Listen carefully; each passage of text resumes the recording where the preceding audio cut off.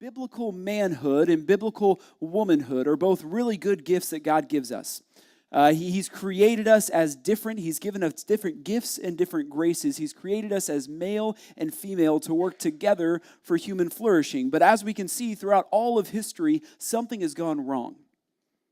Right? Manhood has been corrupted. Womanhood has been corrupted. And I don't even have to pull examples. It's not difficult to pull examples about this. Many of you probably saw this week, I think it was Friday, they released it. Gillette, the shaving company, released an advertisement about what it means to be a man. And so you can feel how you want to about that ad. I think they hit on some really good stuff. We talked about it last week, how the Me Too movement has really shown that manhood has been corrupted.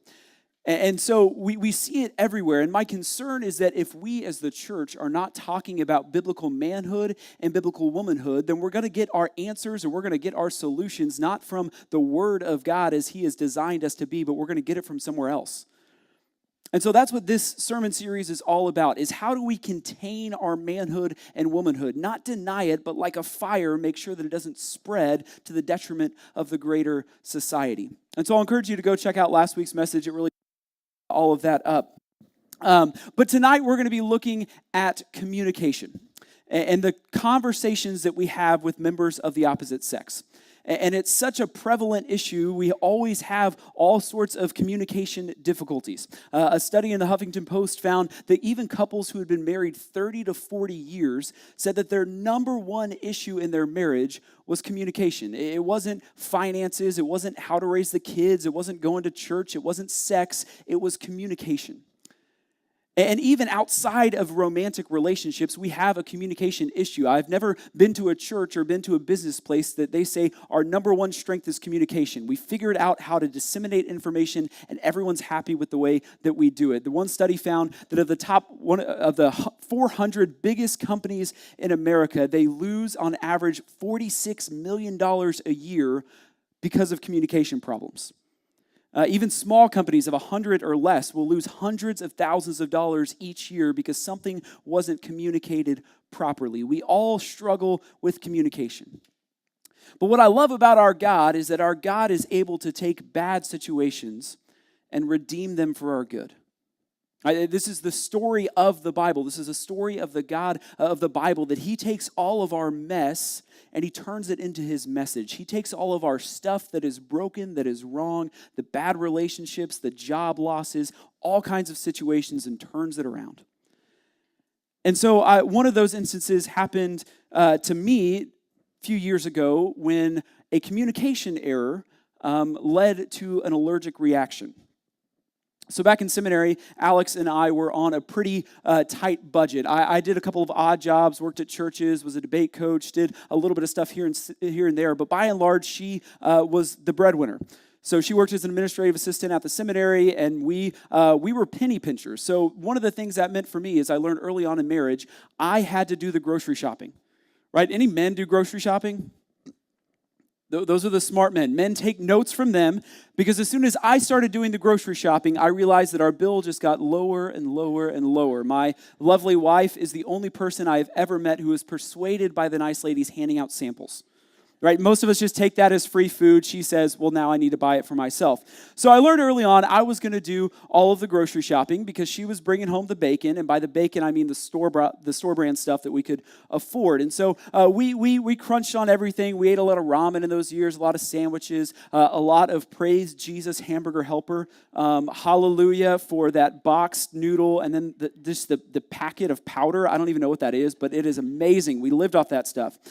And so I had Fridays off, and so I would shop on Fridays. And so there was one Thursday night that I'm sure I was thinking about my homework. Remember, we talked about how men are like waffles, that we operate in boxes, whereas women are like spaghetti and everything connects. And so I was in one box, and Alex started kind of rattling off things that I needed to purchase the next day. And so I remember two distinct things that she told me to buy. She told me to buy makeup, which men, you probably do this now. That means she has to send me a picture of both sides of the makeup so I can get the right one. And she says, I need makeup and I need kiwis. I said, okay, that's weird. This was still early on in our relationship, so I was really good at that reflex of yes, dear. And so I say, yes, dear. I add makeup and kiwis to the list. And so I go shopping. I had never shopped for a kiwi before, but I learned that they come in, you don't just pick up a couple of kiwis. They come in like vats, right? These large tubs of kiwis for way too much money. And so I bought the kiwis as I was supposed to. And so I get the kiwis, I bring them home, and then they just sit. Day goes by, they're sitting. Day goes by, they're sitting. Day goes by, they're sitting. There may or may not be a $6 tub of mangoes in our fridge right now that has been sitting for 5 days. May or may not. The thing sits. It sits. It sits. And so finally I say, you know what? If she's not going to eat it, I'm going to try it because I'm not letting this money go to waste, right? We're pinching pennies. And so I get out this vat of kiwis, and the first step in eating a kiwi is Googling how to eat a kiwi. Apparently you don't eat the skin. Who knew? But so I think you're supposed to do it with a spoon or something. So I spoon out this kiwi, and I'm eating it, and it's not very good, but like, right, budget, so I'm going to power through this thing, and I'm going to enjoy it. And we're sitting on the couch a few minutes later, and I felt my throat start to close a little bit. And I thought, well, this is a weird feeling, right? I'm a man. We've talked about this. I don't go to the doctor. I take some ibuprofen or Tums, or if that doesn't fix it, then nothing will. And I realized that this was not a normal headache. This was not a normal stomach ache. This was something different. And so I quickly realized this is an allergic reaction. So I Googled again, can you be allergic to kiwis? Apparently it's very common. And so I say, Alex, two things. One, could you get me that store-brand Benadryl that we have? Because I think I might be dying. And then as my throat is closing, I eke out one last thing. Why on earth did you buy kiwis? And she said, no. Why on earth did you buy kiwis? I said, you told me to buy kiwis. What are you talking about? I got the makeup. I got the kiwis. I was a good husband. Give me a pat on the back. Don't hate. She said, no. I said, cuties. The little oranges. So that was a minor communication error that led me to, I'm a man, so I'm dramatic, almost death. And that's a small example, but this happens all the time. One person is trying to communicate something, and the other person doesn't get the message. And the good news is that all of the problems under the sun, especially the problems that we have in relationships, they're not new to God. Literally, since the dawn of time, men and women have had problems communicating with one another. And we'll see that in Genesis chapter 16. It's a familiar passage to many of us. It's the story of Abram and Sarai and Hagar. And all of the research and all of the sermons that I listened to on this scripture and all of the commentaries that I read, I never heard anybody talk about it in light of communication.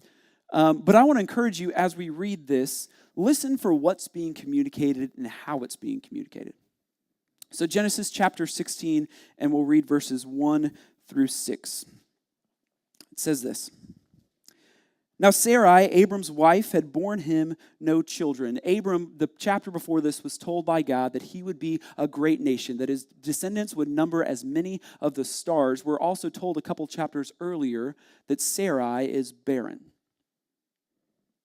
Now Sarai, Abram's wife, had borne him no children. She had a female Egyptian servant whose name was Hagar.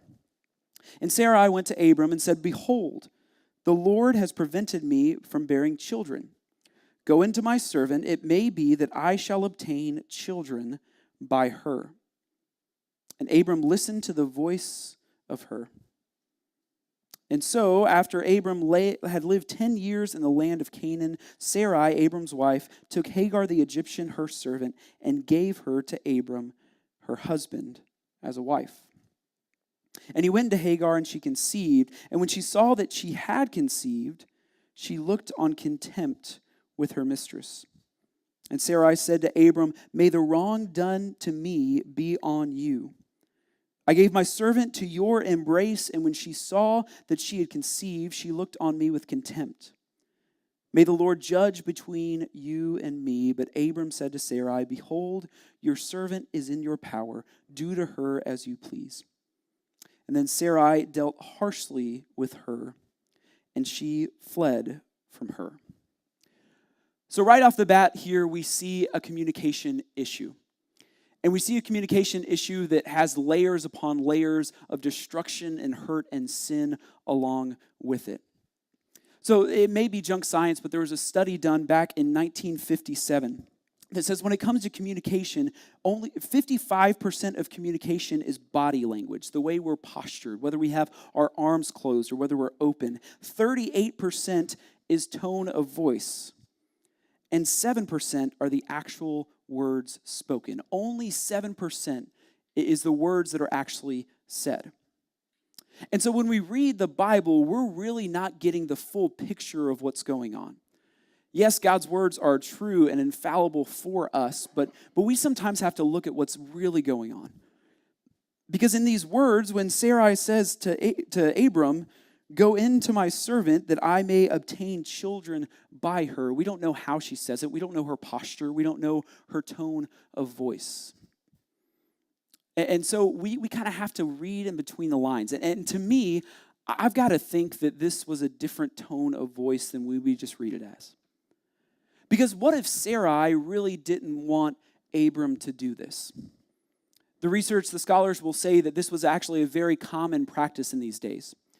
That women who were unable to conceive, even now, can be such a difficult, a traumatic, a trying season or a trying time of life. And so back in these days, it was common for a husband and a wife to take one of their servants that they might get some descendants from her. And so it could be that Sarai in this moment was saying, I'm just going to do what everyone else has done because I believe God's plan is true and I want to get there a little bit quicker. And I wonder how many times do we do that too?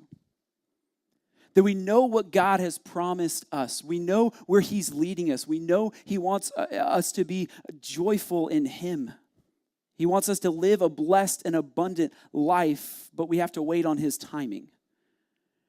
And so many of us, we want to shortcut that timing. We want to get to where God is taking us, but we do want to do it a little bit quicker than his own timing. And that's exactly what Sarai does here. She says, God, I know your promises are true. I just want to get there a little bit faster. And the way I want to get there faster is by doing what everyone else is doing. Listen, just because everyone else is doing something, just because everyone else was using a surrogate servant to bring about descendants, that doesn't mean it's okay. Just because everyone's doing it doesn't mean it's okay in God's eyes. It's a good reminder for all of us. And so by the end of the story, we see that Sarai got what she wanted. There's a descendant now. There's somebody that's being born into Abraham's lineage, but still she's unhappy. I think that goes to show that there was a massive communication issue. And listen, if you're married or if you've spent any quality time with a member of the opposite sex, you know how difficult communication is. And all I have to do is tell you to ask your spouse, how was your day? Right? Because if you're a woman, you ask a man, how was your day? We like facts. Right? We've never really grown out of that like 12-year-old boy stage in us where we just kind of grunt at mom and say, good, fine, stressed, tired, night. Right? Whereas men, if you ask that question, it can get dangerous, can't it? There's a great line in the book that men are like waffles and women are like spaghetti that starts with, honey, how was your day? A woman says, I had a good day. We just committed to a new educational wing at the university, and I've been asked to oversee the budget. I am so excited that they didn't rule me out because I was a woman. You know, women have been fighting for a place in society for decades, and it's good to see so much progress being made. I think it's neat that you treat women who work for you with so much respect. Our daughter's so lucky to have you as a dad. Did you remember that she has a soccer game tonight? I think it's important because the Johnsons are going to be there, and I really want you to meet them. Susie and Bethany are getting to be good friends, and I think we should know her parents as well. All in one breath. And so if women are like spaghetti and we see this, that everything is connected, and men are like waffles, we're still hung up on the thing at the university. It creates communication problems. And as we see with my Kiwi reaction, and even more as we see with what happens with Sarai and Abram, it causes problems. It causes destruction. It causes danger and sin to enter in. And so I would love to say that the Bible very clearly outlines how men and women should talk with one another. I would love to say that in 3 Corinthians, it outlines super clearly how we ought to communicate best, right where it says that God's favorite fast food is Chick-fil-A, and the great adage, ye who smelt it, dealt it. That's not in there. Preacher can make bathroom jokes. It's okay. It's not in there. If it was in there, I think we, especially as Christian men and women, would be able to communicate with our spouses much better, but it's not there. But what is there is some general principles that God has given us in His Word that we might love one another, that we might serve one another, and that we might communicate better with one another. So flip over, if you can, I'm going to cheat and read it off the holy iPad, to Philippians chapter 2. In Philippians chapter 2, Paul gives a general principle that we can apply in our conversations, not just with spouses, but with all members of the opposite sex. He says, "Do nothing out of selfish ambition or conceit, but in humility count others more significant than yourselves. Let each of you not only look to your own interests, but also to the interests of others." I think what Paul's pointing to here is that we don't have a communication problem. I think we have a listening problem. It's not that we're not good at talking, it's that we're bad at hearing. Because if I would have been listening to Alex when she said cuties, we wouldn't be having this problem. If Abram would have really listened to Sarai's heart and not just her voice, as the text said, he would have not done what she asked him to do. In high school, I played baseball. I played a little bit of shortstop, a little bit of third base, a little bit of first base, a little bit of pitcher, whole lot of bench. And one of the reasons for that, I would love to be one of those guys like, oh yeah, I threw my shoulder out, I could have gone pro. No, it's just not that good. But one of the reasons I sat the bench so long is because I couldn't turn a double play. Right? Because when you're playing shortstop or when you're playing second base and you're coming up, there's a lot going through your mind as you're about to turn a double play. You've got to get in the position a little bit behind the bag. You've got to receive the ball with your hands up. You've got to catch the ball. You've got to step back. You've got to avoid the runner coming in and deliver a strike. All in a split second. And so what happened to me and a lot of my teammates is we were good on the latter half of that. It was the front half that we weren't very good at. Right, and so we get in position, we get ready, but then we start thinking about the runner, we start thinking about the throw. And so what would happen is that we would forget to catch the ball before we tried to throw it. You've been there. And I think that's exactly what we do in communication. We try to throw the ball before we catch it. How often when your spouse or your boss or your classmate is talking to you, are you thinking in the back of your mind, how am I going to reply to this? What am I going to say that's witty? What am I going to say that's funny? What kind of story am I going to tell? What kind of information am I going to disclose? All the while, you need to be receiving that information. It's not that we have a communication problem. It's that we have a listening problem. While we're on sports metaphors, there's a lot of sports metaphors tonight. I apologize. I'm hurt because my Blue Devils lost. Your spouse is on your team. Your spouse is on your team. If you're married or you're dating or you're engaged, your spouse is on your team.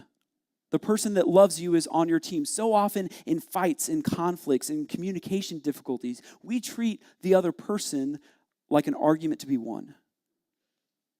We treat them and we go to really dark places in our mind thinking that they don't really want what we want. But if you stand at an altar and you say for better or for worse, they're on your team. So what that means is act like it, run together, push forward together. You're not fighting against one another, you're fighting against everything else on the outside. And that's kind of what the next principle talks about from 1 Peter. Chapter 3, verses 8 and 9. Again, I will read from the Holy iPad. He says, "Finally, all of you have unity of mind. Be on the same team, sympathy, brotherly love, a tender heart, and a humble mind. Do not repay evil for evil or reviling for reviling, but on the contrary, bless. For to this you were called, that you may obtain the blessing." What he's saying is that we're not created as men and women to knock each other down. We're not called to yell. We're not called to speak negatively against another person. We are called to bless that we might be a blessing. Can I talk to my single people for a little while? I feel like there's a good conglomerate here. Well, college kids are back, so I gotta pick on them, right? Mish. Pay attention when you're dating to the words that the person is speaking. Right? Because dating at its core, it's fun, it's romantic. There's a lot of really good stuff that happens, but dating is ultimately an interview process. Right? Which doesn't sound very romantic. There's not going to be that in some sort of sappy movie, but it's an interview process. You're sitting across from somebody and interviewing them about whether or not they would be a good spouse. Because dating is for marriage. Right? In the Bible, it doesn't talk a lot about dating because it's an intermediary phase where you're supposed to be finding a spouse that is fit for you. I've heard it said this way, that you can shoot a basketball 1,000,000 times at a wall and never make a hoop. You can shoot a basketball 1,000,000 times at a hoop and you're going to miss sometimes. You won't make it, you'll have a bad shot, but eventually it's going to go in.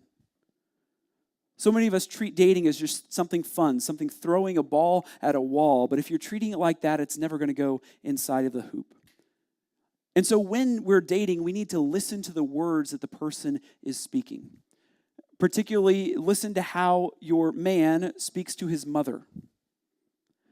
Listen to how your woman speaks with and about her friends. Because chances are that's how they're going to speak about you one day. Right? And you say, oh, no, he would never do that. She would never do that. That's how she is to her boss, never to me. Dating's a lot like selling a used car. You're going to spit shine it. You're going to vacuum all the seats. You're going to put in premium gasoline and do all that you can to make yourself look best. But eventually, when you drive that thing long enough, the transmission's going to go out. Listen to the words that they speak and speak life into one another. It's a lot easier to speak negatively. Gossip is much easier than blessing. And so in our relationships with one another, no matter whether it's romantic or not, we've got to train ourselves to speak blessings, as Peter says, that we might be a blessing to others. Proverbs 16:24 says that pleasant words are a honeycomb, sweet to the soul and healing to the bones. We need to get better at speaking pleasant words so that we might receive pleasant words too. Because if communication is all about listening, people love to hear words of blessing. They love to hear that you care about them, that you value them, that you treasure them, whether it's your spouse or whether it's your children or whether it's your friends. People love to hear that, and that's how God has designed us as both male and female. Communication in this way in particular is both an art and a skill. And for our relationships, it's something that takes a long time. I'm still pretty bad at it. I'm new at this wedding thing, this marriage thing. But we've got to train ourselves each and every day that we might be a blessing to the people that we love. And so I'm going to end tonight in the same way I ended last week by giving just sort of 3 practical steps from the principles taught in the Word of God that we might communicate better with spouses, with coworkers, with classmates, with who we're dating, and with members of the opposite sex. Number 1, and if you've taken premarital counseling with me or Jerry, you've heard this before. Number 1 is talk about your expectations. And even if you've been married for 20, 30 years, talk about your expectations. I have all my premarital counseling people come in and they write down their expectations of their spouse. Because what happens is that people live with these expectations in the back of their mind, but they never speak them, and it causes conflict. Right? If you have an expectation, man, that after work you get 30 minutes of no talking, or after your team loses you get an hour of no talking, your wife may break that.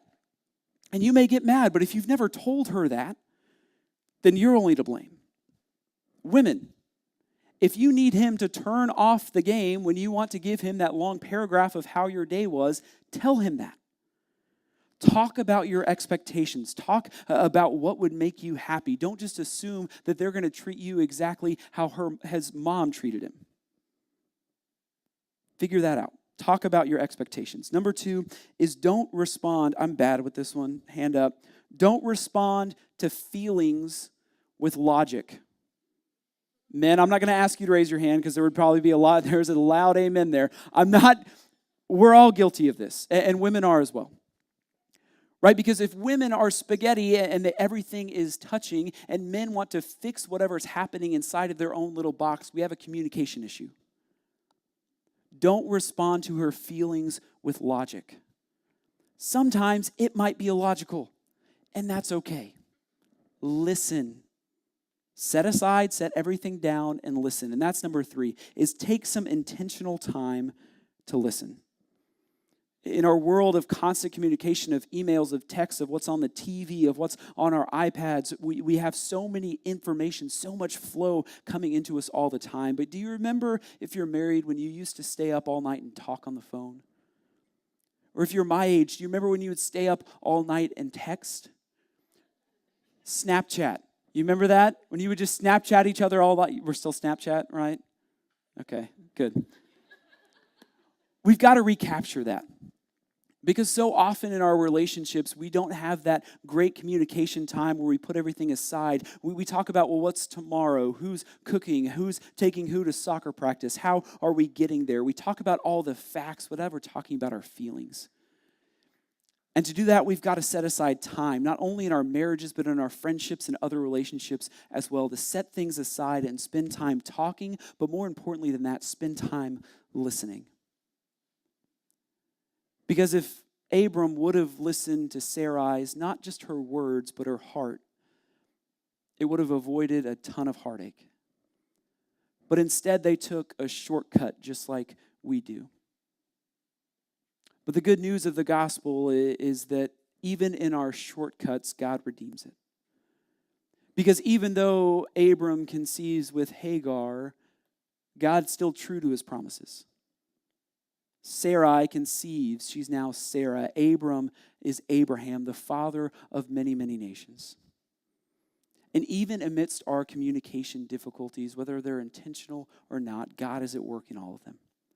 When we try to take shortcuts, he sends us his son. When we try to run from him in sin, he reaches out to us for forgiveness and with grace.